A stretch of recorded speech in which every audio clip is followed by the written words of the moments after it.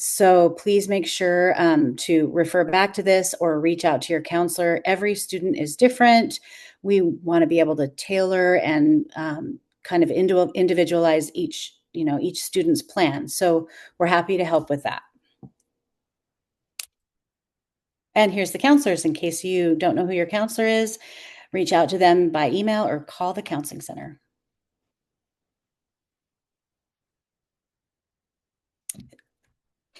So, Steph, is this still me? What are the opportunities for college or CTE credits through Lake Stevens High School? All right, so we have four opportunities or four ways. We have CTE or college uh, career and tech education credits that are dual credits that students can get through the community colleges. We also have Running Start, which is actually students that are going out and taking classes at a community college. It could be Everett, but we have students that also attend Bellevue or Edmonds.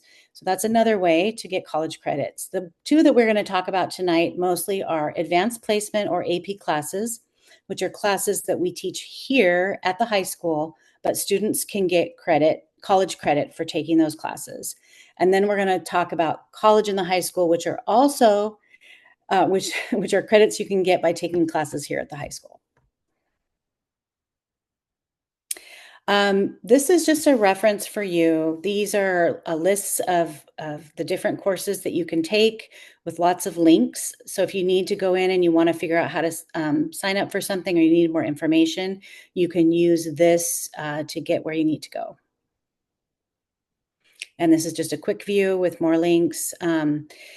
Students can use this to plan for the future. Just note that these things do change. We have courses that change, not always something that we are even able to know ahead of time because the colleges change things, but we try to stay on top of it as much as we can.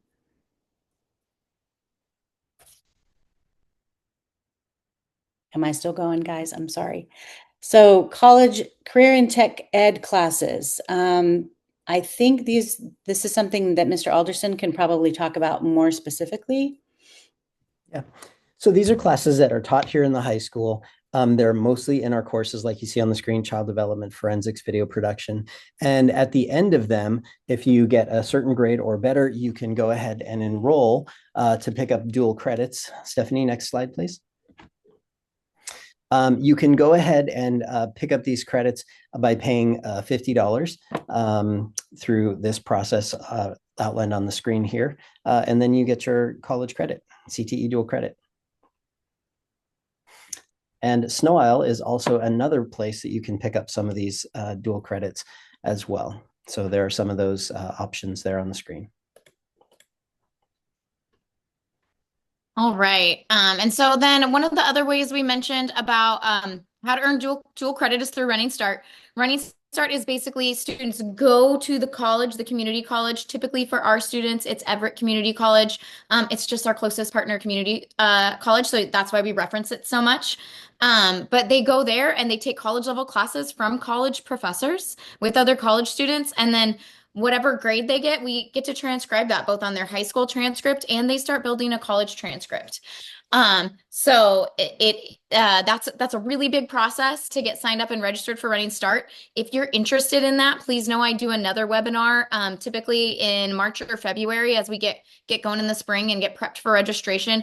I will go over Running Start in like a whole 40-minute, 1-hour presentation all by itself. So if you're interested in that, use that pen and paper we talked about, make a little note, but we will dive into that one more later. These are just some examples of some of the enrollment forms and some of the resources that we have available if you're interested in Running Start. So the next thing that we want to talk about is like, if you're asking yourself, who is the type of student that should sign up for some of these advanced options, AP, college and the high school, Running Start. And so we have kind of a list here of some questions that students should ask themselves. Can I work independently? Am I willing to do a lot of work outside of the school day? Like, yeah, you might have, if you're Running Start, you might have less in-class time, but you might have more homework. Am I someone who's good at communicating with my teachers? If I am struggling, do I ask for help or do I shut down and hope that it doesn't impact me? So if you're trying to start a conversation with your student and you're not sure, like, how to help prep them or gauge them as to whether or not any of these advanced options are good for them, this is a really great place to start and a good conversation starter that you can use at home. Okay, so these next 4 slides, I'm going to throw a lot of information at you, and you're going to want to be like, Miss Lewis, slow down. I didn't get every little detail of that. I know. These are just examples that I'm going to run through real quick. Remember, we're going to post this slideshow afterwards. You'll be able to reference back to them.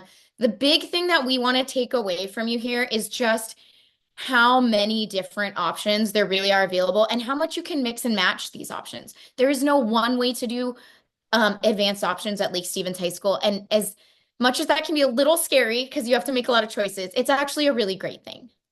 So, all right, option number 1 here. So this is an example of a student who is doing AP or college in the high school courses. Anything that's an advanced course, we've got it highlighted on here. So this student, their sophomore year, they did all standard Lake Stevens High School on-campus classes. They're not earning any dual credit. That's okay, no big deal. Junior year, they decided to challenge themselves a bit, and they took maybe AP Lit or, excuse me, or AP Lang, and US history. Also, we highlighted the world language because some of our world language classes actually have a dual credit option for the second year, not the first year, but the second or sometimes third and fourth years. So with that one, the student could choose to take the AP test for AP Lang, or they could choose to do the college and the high school credit. Both options are available there. And then senior year, they chose to maybe do AP Lit or UW English, as it's affectionately called, but that's basically just our college lit and comp class where it's tied through UW instead of EVCC. And they took Math 107 and say AP Bio. All of these highlighted classes have either, if they have AP by them, then there's the option to AP test. If they don't have AP by them, then they're just college and the high school classes.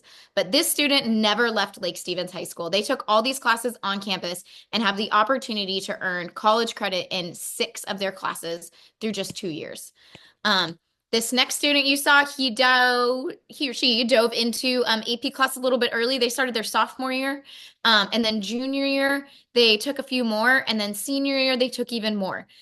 So this is just a way that this student, again, all these classes are on our campus, but this student could earn, in this example, up to 65 to 75, depending on the world language stuff, college credits while never leaving their high school campus. So that's pretty cool, you guys. That's pretty cool. This next example, sorry, I told you I was going to run through this quick. This is an example of utilizing both Running Start and college in the high school. So all of the highlighted classes are eligible for dual credit, but in this example, not all of these classes are being taken on the Lake Stevens High School campus. AP Euro is, pre-calculus is, but you'll see junior year, they decided to try part-time Running Start. And part-time just means you're doing some classes at Lake Stevens and some classes at the college. And so they took their math and their science here at the high school, probably first and second period. And then the rest of their day, they went over to EVCC's campus. They took English 101, they took history, and they took some world language over there. And then senior year, they were like, you know, I really like this Running Start thing. I dig the schedule of the college campus. So they decided to take all their classes at EVCC. And again, the joy to doing that is that they're starting to build 2 transcripts. They're building those classes on their high school transcript, and they're building their classes on their college transcript as well that can then be transferred to the 4-year university of their choice when they reach that point. Or if they want to stay at EVCC and finish an AA degree, cool, they've got a jump start. So here's an example of how a student could use SNOIL or our CTE dual credit. So one thing to know about CTE dual credit versus AP, college and high school, or Running Start is that the CTE dual credit distinguish typically means those credits, they're not necessarily applicable to an AA degree or every college degree. They're usually very specified towards a certain like skilled or technical pathway, a certificate program, something like that. So the CTE dual credits are not as widely accessible, or they don't necessarily build as wide of a college resume, but they're still great things to take advantage of, especially if your student is maybe going to go towards a technical, skilled, or like a trade, something like that. These classes can be really great. So I just wanted to make a little note of the differences between those there. as we jump into what's next. So this is just a screenshot of our planning guide. So this is kind of your go-to website that the Counseling Center has put together for you in order to explore all the academic options available to you at Lake Stevens High School. You'll see we've got a section for Running Start. We've got a section for grad requirements. This is just a screenshot, so I can't scroll. But if you were to scroll down when you get to this page, there's a whole section for advanced options. So if we're running through this information really fast and you're one of those people that's like, oh, I want to watch that again. I want to pause her. I want to take some notes. I want to click through that slideshow and click all these links they're showing me that I can't click because it's a video. We're going to post it here for you probably by the end of the day tomorrow. So just so you know, that's the place you'll go to find this information. Oh, and look, right in there, I'll have it built in to click to this. There'll be a link in there to get you to the planning guide. And then Miss Keith, you're going to take over for a little bit for us. So speaking of kind of thinking about what you want to do next, registration happens pretty early. It'll be February. And these are just two examples of what the registration forms look like, but it's pretty specific, and it also, gives a wide overview of the choices that students have both in junior and senior year. We take time with students to talk about it. We want them to make really, I guess, clear choices, have the chance to really look at what they want to do and make sure that they leave their options open for their future. So watch for information coming out about when registration happens, but it's pretty much over by the end of February. And again, here's the counselors if you have questions. All right, y'all. So now we're going to dive into the meat of what we're going to talk about tonight, our sort of highlights. I'm going to slow down a little bit for you. Not a ton, but a little bit. Miss Lewis, Yeah. can I bother you for a second? We've had a couple of folks raise their hand. I just want to remind folks that if you have questions, that Q&A feature is your go-to. It should be down there on the bottom somewhere on your screen. Looks like a little, on mine, it's a box. It's not the chat, but it says Q&A on it. Thank you. Yes, thank you for that and for being aware of that as I manage my screen and this can't watch all the things. So thank you. Okay, so we are going to dive into the meat of this a little bit. So I'm going to slow down a little bit. I'm going to go in a little more detail. And then I do promise we will be available to answer some questions at the end as well. So hopefully we'll get all your burning questions answered. So the first thing I want to talk about is probably like the first question that I get. And one that can be the trickiest for students and adults alike. And that is sort of like, what are the big general characteristics of AP versus college and the high school, so that you can start to suss out which one's going to be a better fit for my student. So as you'll notice, as we kind of do like a side by side here, there's a lot of similarities and there's a lot of, and there's some differences. So both of them are going to be rigorous coursework, and they're both going to be taught by vetted Lake Stevens High School staff. So they do have to pass extra, I mean, I don't know exactly what it is, but they have to do extra things. They don't just get to be a teacher and be like, I want to do AP. They have to prove that they're trained and ready to teach college level coursework.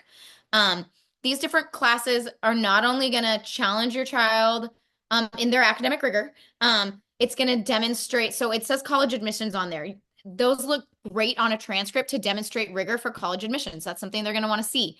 Additionally, when your student gets accepted and gets to college, they'll use these classes to potentially place them in their math class or the appropriate English class when they get there their freshman year.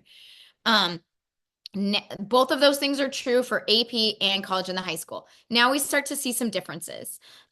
With AP, all of this like sort of, the rigor on your transcripts there, but how much college credit they do or do not get is dependent on one thing, and that's a single test that they take at the end of their experience. And for the most part, public universities in Washington will give students college credit for a 3 or a plus. If you don't know, AP tests are scored on a 1 to 5 scale, 5 being the highest and best you could get. If a student gets a 3, 4, or 5, they will likely earn college credit. Now, here's the thing that's going to bug some of you, and I'm sorry about that, but it's not the same for every college in Washington, And the way that credit looks is not the same either. We'll talk about that a little bit more, but just so you know, there's not going to be one answer I'm going to be able to give y'all for everything. But that's the general rule. Additionally, there is some cost associated with AP. Exams are $99 per exam. If you are someone who your family is on free and reduced lunch, do please let us know, one of the counselors, because there is a fee waiver that we can put in place for you. It's just some stuff we've got to fill out with College Board. Now, with college and the high school, there is an 86% transfer rate for your students' classes that they take. And so the difference with an AP exam at college and the high school is an AP exam, your student gets a score report and they send that score report to the college, and the college decides what they want to do with that score in terms of credit. With college and the high school, your student is actually building a college transcript while taking those classes. So if your student takes US history and they get a C first semester and a B+ second semester, they're going to have a college transcript that says history 146 C, history 147 B+. And so those grades and those credits will transfer more directly, more exactly to the college that they end up going to. And like we said, 86% transfer rate. So most colleges will accept it. There's some exceptions to that. We can dive into that a little bit, but that's where we're at for that. There's no end of the course final, and there's no cost associated with college and the high school. So those are the major differences we're at right now. So when it comes to considering our overall timeline, our AP college and the high school timeline, there's some kind of like big points that happen that we are going to talk about in this presentation. Students taking courses, applying to college, getting accepted, sending the scores, and then placement. So I went through that fast because we're going to break it down and do one at a time. So AP, college and the high school, so the admissions process. This is the process of a college determining a college goes through and determining, which applicants to accept. Like, are we going to allow your student into our program or not? And there's some different benefits to being an AP, oops, wrong button, excuse me. AP versus college and the high school, that gives you the opportunity to distinguish yourself from a lot of other high schoolers. Not everyone takes college level coursework in high school, and it stands out on a college transcript or on a high school transcript while applying to college. It just does. Additionally, these classes will also come into play. I mentioned this a little bit earlier when the college is determining, okay, what's the appropriate math placement for your student? What's the appropriate English placement as they enter our university? It's always good to bring a copy of your unofficial transcript and your AP scores to meet with your college advisor. Your student's college advisor is the high school version of me and Miss Keith. They are your counselors for college. They will let you know what credits and classes do you need to take depending on what degree program you're pursuing. And the more information you can bring to them, the better they can help guide you. Sometimes doing AP or college and the high school classes allows you to skip some entry-level classwork. Sometimes it meets what we call GREs or general education requirements and allows students when they're entering college to sort of dive right into more of their major field of study rather than just knocking off the general requirements that are required for each student. And these are considered your 100 level classes, typically, or sometimes 200 level. Typically, once you start getting into 300 and 400 level classes in college, at that point, you're diving into like really the crux of like, what is the student studying? If they're a bio major, they're going to be taking a lot of bio classes at that point, for example. All right. Miss Keith, would you help us talk a little bit about how 504s and IEPs have some limitations within our AP system? Yeah, well, the good news is that students can carry their 504 plan or their IEP forward with them into college, whether they're doing Running Start or moving on to college after high school. This is something that is, determined by the college, but there are definitely accommodations that they do allow and that they want students to be able to access. So you need to have the documentation for your 504 plan or your IEP, and then you go to the College Board SSD online. So I can't remember what SSD stands for, but basically it's where you go in and you request access to accommodations. And this can be for your AP test, tests in your classes, your SAT tests. Those are all you can request those accommodations. And some examples of the accommodations that might carry forward, especially on AP exams, are things like small group testing, break time, getting extra time, having access to diabetes supplies if that's something that your child or your student needs. All right. And Dan, could you talk a little bit about the limitations for us, please? Yeah, so if I have a 504 plan or an IEP that has some accommodations for me and I'm taking a college and high school class, I can still take the class, but whether or not I can go ahead and sign up for and receive credit through whether it's EVCC or WSU or UW really depends on how my IEP or my 504 works with that particular institution's Center for Disability Services. It'll be called something different at each institution. But what typically happens is I need to take either my IEP with its accommodations modifications or my 504 with its accommodations on there to that CDS office. Obviously, lots of this can be done online. And go ahead and talk with them and say, here's who I am as a human. Here's, what my brain and my body needs in order to learn well. And then they get to say which of those pieces that are in our IEP or in our 504 they will allow. And then the institution connects with our teacher who is teaching the course and says, for this student, yes, they can absolutely use this, this, and this on their as accommodations when they're taking it for college credit, but they can't use this accommodation. And that is really an individualized thing. So thank you. All right. So how should you choose between college and the high school and AP classes? The age-old question. One of the most important things we like to encourage students is like, you know yourself, and parents, you know your students better than us at least, but you all are the expert of the students who are doing these things. So really kind of look inward. Don't always ask, what are my friends doing? That's not the right answer. Questions to help ask yourself, again, those conversation starters. Are you a good test taker? Then maybe AP is the way to go. What kind of student are you? Are you self-motivated? Are you someone that is going to stay on top of the extra coursework? Yeah, these are college level classes. There's going to be extra coursework. There's going to be more reading and writing, and content is going to move at a faster pace. What grades do you normally have in classes? In college and the high school, just so you know, you have to get a C or better in order to earn that college credit. If your grade is lower than a C, then students aren't actually awarded the college credit. Something I like to tell students is, especially if they're unsure about whether or not they should take an AP or a college level class, is I tell them to challenge themselves in a subject that they enjoy. Start with a subject you're interested in and challenge yourself there. And if that feels good and the workload feels manageable, then, if you chose English, then maybe dive into US history. Because that's, sort of they're very related fields. If you're a math person, maybe you start by advancing, you do your math for college and the high school, and then maybe you do physics or chemistry. So you got to talk to yourself and know what's going to be a good fit for you. You also want to consider, what are your post-high school intentions? If your goal is to try to, get to EVCC and knock out an AA degree through Running Start in college and the high school, by the time you graduate high school, you're definitely going to want to do college in the high school over AP, and you're definitely going to want to do Running Start. If you're just sort of dabbling, trying to increase your rigor, trying to, demonstrate that you stand out on your high school transcript, then just take a couple of advanced classes in subjects that are interesting to you. Something else to consider is, did I miss the deadline? If you missed the UW deadlines for its psych and college comp, then unfortunately, that ship has sailed. I know those teachers are amazing at communicating with students, so hopefully that's nobody in this room.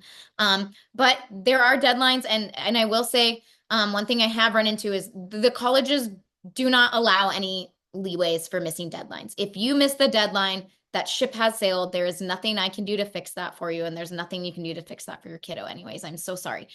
So those deadlines are hard deadlines. And then finally, financial considerations. Certainly, like we said, students on free and reduced lunch can qualify for some fee waivers, but $100 an AP test can add up if your student is taking 4 or 5 AP classes. So maybe just due to that alone, the college and the high school option is going to be better. So Miss Keith, could you really quickly on this next slide just talk to us about how you register and pay for an AP class? Yes. So this is information is also on our school website, and there's QR codes on posters all around the school. But if your student is currently in an AP class and they want to take the AP exam, the deadline is next Friday, and there's two steps. You need to go in and sign up for the test on College Board, and then you need to pay. You can pay in person at the business office here at school, or you can go to the In Touch Receipting site. It is $99, but if you qualify for free and reduced lunch, it's $53. Anything past the deadline incurs a $40 extra charge. And then you can also see the kind of the AP test schedule here. They all take place in May, and we proctor them here at the school. Thank you for that. So EVCC, college and the high school. So college and the high school, applying and registering is a bit trickier. There's several steps to it. There's two major steps. Step one is apply. Step two is register. So if you haven't yet, we do have a breakdown of how to apply to EVCC and become a student, a college and the high school student. You can start your application now, and we do encourage that you please do follow the directions very carefully. There's like a waiting period. Once you apply and get accepted as a student, then you also have to wait until they accept you before you can then register, which is the next step. Like I said, applications are open now. It closes January 9th. I apologize. It looks like there's one spot down there I forgot to update. It is correct on my other slides. Registration then opens in November. So it hasn't quite opened yet. It will open November 12th. And then that goes through January 16th. It is, I promise, on the next slide, and I will go in and update that before we post this. But those are the two big steps, is apply and then register. If you happen to be registering for 20 credits or more, there's an exception form, which is linked in here that your student will need to fill out. Additionally, if you have a student who has done college in the high school before, or who is currently doing Running Start, they don't need to reapply. They are already an EVCC student. They need to go in and fill out this EVCC dual credit update form. And so that allows EVCC to just basically change their programming to demonstrate that they are both a college and the high school student and a Running Start, or just basically reactivate their college and the high school stuff to make that, all squared away for them again. All right. So, oh yes. And so once again, here's just, oops, went too far. Here's a summary of, there we go. Here's a summary of the costs and the deadlines. Again, AP, $99. They're due on November 5th, excuse me. There is a $40 late fee after this date. And free and reduced lunch students can get a fee waiver. It reduces it to $53. You do get one free score report with AP tests. However, I always encourage students to just be thoughtful about that. It is $15 afterwards, but just know if you sign up to have that free score report sent to a college and you don't like the score, that score is being sent regardless. You don't have the opportunity to go back and say, no, thank you, please don't send it. So I just encourage students to be thoughtful and mindful of themselves before they choose to send those out. All right, so will my AP college and the high school credits transfer after high school? The age-old question. So in most cases, yes. As I did mention earlier, every university has sole discretion whether or not their credits will transfer and how those credits will transfer, especially within the confines of a specific degree program. However, for the most part, those credits do transfer. I've got a couple examples here of what it looks like on a college transcript to have credits transfer. So if a student takes an AP score, it'll be demonstrated on a transcript like this. You can see down here, this is a college transcript. The college has done biology and 2 calculus courses on here, and all the grades for these courses are just given an S, satisfactory. They're given credit, but they're not getting a grade. It's not calculating into their GPA. A five credits is a typical like one class at a college level. So we've got kind of zoomed in here. And then you'll see at the bottom, it states Math 151, 152, and Bio awarded for AP. So they do have a way to sort of like differentiate that on a college transcript. It does show as AP specifically earned credits. Now sorry about that. I'm zoomed in a little bit on this. This is what it would look like for a college and the high school class. For those classes, it just shows History 146, the title of the course, an A and 5 credits. Same for the next one. There's no indication at the bottom that this was college and the high school. It looks exactly the same as if the student were to go to the college and take it because, again, they are building a college transcript while they are in high school. So there really is no difference for that. It looks the same on the transcript as it always does. All right, so we're moving on down our timeline. Student has taken AP or college level courses in high school. They are now getting to the point where they are applying to college. How can students or parents begin to research for transfer and or AP equivalency? So how can you get the answer to some of these questions? How can I know, is my student taking these classes going to be a waste of time or is it going to be helpful to them? We have a few resources here for you to check into. So if you go to Google, which is literally what I did to create this slide, and type in transfer equivalency, Western Washington University, this is the first thing that comes up. They have a transferring to Western page, and you can go in and you can collect the institution you took your course for. For most of our students, it's going to be Everett Community College. And then you can select the class and the subject, and you can click show equivalencies. And it shows down here at the bottom for them, it's the same class, History 146. So they're saying, yep, we accept that transfer class, and we're going to view it the same way that EVCC does. We're not going to view that any differently. This next slide is just another example. Oh, what just happened? Sorry, folks, my screen just disappeared on me. Bring that back. Okay, this next slide is just an option of what Central Washington looks like. And again, same thing. I Googled transfer equivalency, Central Washington University, and then they brought up, I mean, yes, their webpage looks different, but again, it's an option for you to type in you choose a drop down for your institution, you type in the class that you want, and it pulls it up. So this is an example for French for them and how they view that.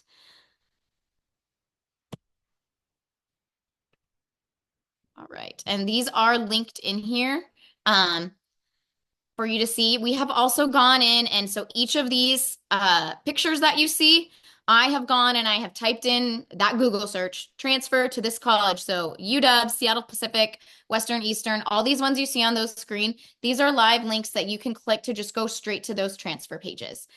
So if you're looking for some of those big ones, we've kind of done some of that research for you. But that's where you can click to view that stuff. Another really helpful to y'all is the admissions representatives of any university are your friends.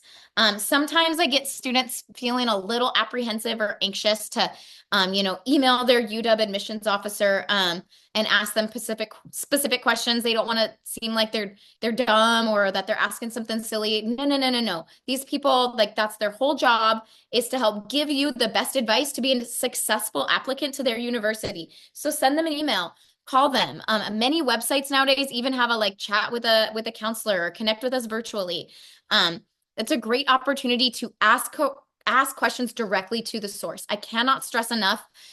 You and I can meet and I can guess and I can give you my most educated assumptions on what each college is going to do, but I don't work for the universities. They are able to change their mind at any minute. So if you have a dream school and you really want to know the specific answer to a question for a school, the best thing you can do is look up those representatives and contact them in person. Miss LaFortune in the Career Center also sets up lots of in-person sessions for students on campus during the school day. So students should really be signed up for her Google Classroom for that. She can also help just give you information to our local regions admissions rep for each school. So you can also request information from her. And then I can't personally stress enough the importance of going and doing tours of these campuses of schools that you want to go to. I just think they're valuable to decide where you want to go to college anyways. And hey, while you're there, what a great opportunity to ask these questions. Okay, so we're gonna go through this one a little quickly because I want to have time for questions at the end. But before we finish up, here's a couple of examples that we've looked up for students taking classes with us at Lake Stevens High School and then the college and the high school option. So AP Lang, for example, English 101. That is a English 131, 5 credits for college and the high school. UW will award them that class and a C for composition. If a student takes the AP Lang test and scores a 3, 4, or 5, they will give them credit for English 106 for 5 credits. And again, with that S, they're not going to get a grade for that. So English 106, you'll notice that is different than the English 131, and they're not going to get that composition requirement. And for certain majors, that is required. So there is a difference there. On that one, college and the high school kind of has the edge. When it comes to AP Calc, if a student chooses the college in the high school option, both 124 and 125 are going to transfer to UW for them. They're going to get class credits for 2 different math classes. If they score a 2 on that AP exam, they won't get any credit, but it will automatically place them in Math 124 at the UW. Now, if they get a 3, 4, or 5, they'll get credit for 124, but they won't get credit for 125. So they're only going to get credit for one of those classes. And again, with an S, not with a letter grade. AP Chemistry, we don't offer college in the high school for AP Chemistry. It is a AP class only. However, the test is pretty valuable for students here on this one. If a student gets a 3, they get one class, 142, but you'll see 4 and then 5, they get 3 different AP college chem classes knocked out for them. That's 15 credits for scoring a 5 on an AP chemistry test. So that's pretty cool. And then finally, we have 2 more. So 2 more. So Western Washington University, we looked up AP Gov and AP Lang. So at Western, if a student does our college and the high school option for AP Gov, which is Poli-Sci 202 for us, they're going to give them credit for Poli-Sci 250. It's their version of that. If you get a 3+, they're going to do the same thing. They're still going to give that student credit for Poli-Sci 250. So there's not a big change on that one for Western. English language arts is going to be the same thing. Now, with the exception of if they get a 3 on the test, which is still a passing score, they're not going to give them a full English class credit. They're just going to give them an elective credit. So, hey, that's better than nothing. But a 405 will still earn them that English 101 credit and transfer pretty smoothly. And then this is just a screenshot of we went ahead and just looked up University of Louisville, Brigham Young, Stanford, and New York, just in case your students looking at, going out of state. So once you start getting out of state, the percentage of colleges accepting things sort of across the board, it drops. It does. But as you can see, there is still credits that transfer. Your standard English ones transfer pretty well most of the time. Sometimes they're only given elective credit. Sometimes they are given full English credit. It just depends. But again, you can always use the Google feature, Google whatever college you're looking at, transfer credits, put that information in and come up with the information that you need pretty quickly. So that works out pretty well. Again, all of us counselors are here to help answer all of your questions, y'all. There is 6 of us. Me and Miss Keith are giving this presentation tonight because we oversee college and the high school and AP respectively. But any one of us could step in and do this presentation, and any one of us are equally knowledgeable about these classes and these courses. So do please, if you have questions after the presentation tonight, reach out to your student's counselor directly. If we have everybody contacting one person, then the emails get really big, and then it actually takes us longer to answer you. Also, I may not know your student as well. I don't have the history of working with them like you might have worked with Miss Chilson. So I promise you it really is to your benefit to work with your counselor. We all want to help you all, and we're all super knowledgeable. So that does end our slideshow for tonight. So I'm going to stop sharing my screen. And I am going to kick it over to Mr. Alderson to lead our Q&A session. Awesome. Thank you. So we've had a couple of questions that we've just answered privately with that person, but Bethany asks for a clarification. She says most people pick one or the other, AP or college in the high school, to apply for, not both. And then asks about how we should go for AP if you're a great test taker, but maybe not getting A's, and college in the high school if you're getting A's, but not a good test taker. And then are they pretty equal in how colleges take them, or is college and the high school more accepted? Who wants that? Ms. Lewis, you got that? So, okay, you got several layers to your question here, so let me try and make sure I get it all for you. Yes, I would say as a general rule, most students choose to do either AP or college in the high school. Um, Honestly, especially I guess given that it's no cost to do the college and the high school, if you feel like your student is a strong test taker, like I suppose maybe there wouldn't be any downsides to doing both. I would think as a general rule, I feel like the college and the high school stuff is more accepted. And as you could see from those last three slides we just did, it's more accepted across the board. Like AP test is often only given elective credit or, only given one of the classes instead of two. Um, I think for me, if I'm sitting with my student and being like, do I want to do AP or college in the high school? I think I would be inclined to suggest if a student was on the fence, if they were apprehensive about how they would do, I'm not sure that what if I get this C on this college class and now that's on my college transcript forever. I don't know how I'm going to do. You could do the AP option where then, yes, you have to sign up and pay that $99, but you take the test and then you get to decide how that information goes to colleges. So there's a little bit less risk of it sort of being on your permanent record, without knowing how it's going to go. You can choose not to take the AP test, although you do forfeit the money if you do that. But that is sort of how I encourage students to make the decision. Overall, I think if your student feels pretty confident in their skills in the class, I think college and the high school is a really great way to go. Should you go AP if you're a great test taker, but maybe not? Yes. So if you're like, you know what, I ace tests, like I gather information great at the end of the year, but you know what, like I'm not always great about turning in all my assignments. So maybe I know the material a lot better than what I demonstrate throughout the year on, as I'm turning in work. Then sure, yeah, absolutely. That might be one way that you and your child might choose to do AP over college in the high school. If you are not a good test taker, absolutely not, would not choose AP. I would definitely choose college in the high school. I guess I would honestly say I feel like there are a few more benefits this day and age to college and the high school to AP anyways. But definitely if you're not a test taker, then there's not really any benefit to doing AP and it costs money and the college and the high school doesn't. So that wouldn't be the way that I would go.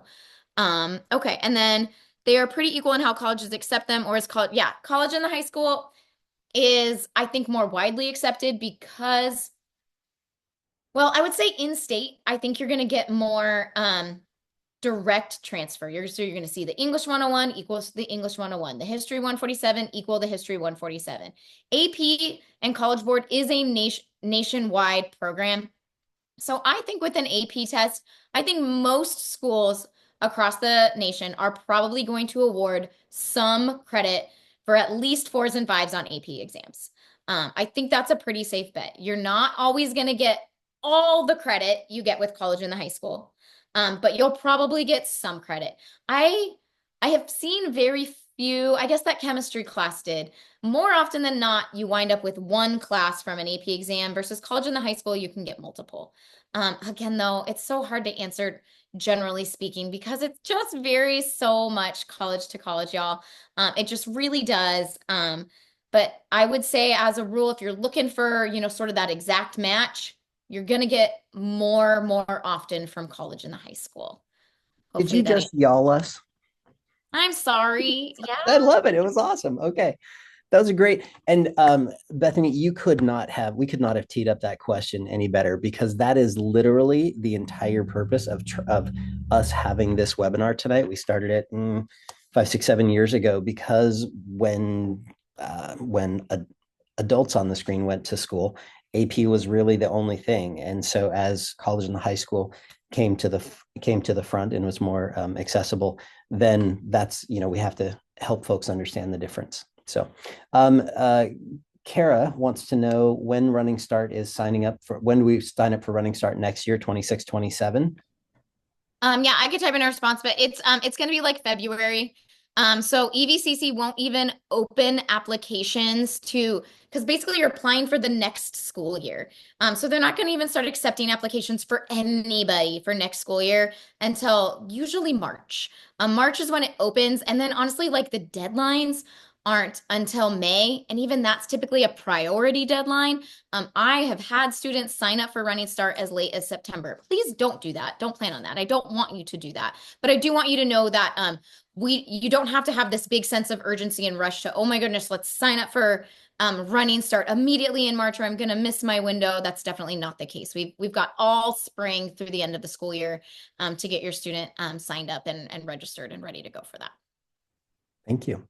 And then Miriam says that one of her aunts in Oregon said that two cousins did Running Start in high school, and a lot of the classes weren't accepted afterwards when they're trying to apply for different universities, both in and out of state. Is that true? Not sure that we can verify what happened for your cousins, but I would say that that's not typically our experience here with folks who go through Running Start and or college in the high school.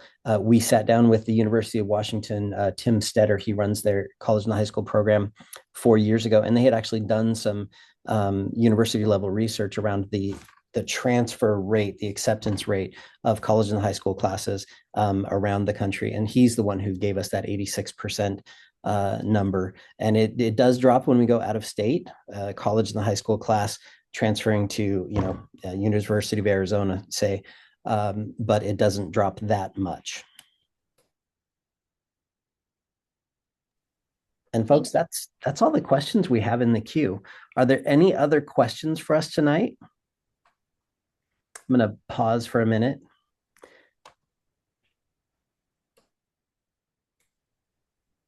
And I do want to just remind you all, because there was some questions about Running Start. I will do a full 1 hour presentation specifically around Running Start because it's its whole own beast. There's lots of different nuances and lots of different ways to do it. It's sort of like for all the options we showed you tonight, now we're going to add a whole other layer of options for you. But yeah, I know there's probably a lot of burning Running Start questions, but I promise and if you're really interested in learning now that Lake Stevens High School course planning guide, there is a Running Start section in there as well. You can watch my webinar from last year. Honestly, the information probably isn't going to change at all. It's probably exactly the same with the exception of the due dates and stuff. That's typically all that I update, unless EVCC gives me some big updates between then and now. But if you're just looking for broad strokes information, you can get a pretty darn good idea of what your student needs to do and start getting a jump start on that information just by watching last year's video if you want. So that is up and available. Awesome. Thank you so much.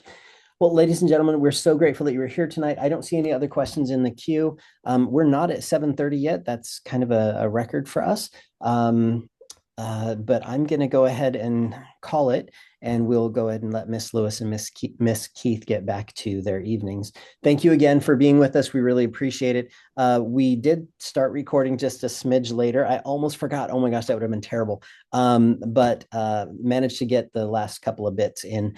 And so this will be posted to our website probably sometime tomorrow, and a PDF of the slide deck will be posted as well. Thank you again for joining us. Appreciate it. And Miss Keith and Miss Lewis, thank you so much. I know that you have things to do in the evening. I know that you have lives. Thank you for spending an hour with these folks and your care and concern for the Lake Stevens community. We really do appreciate it. Thank you.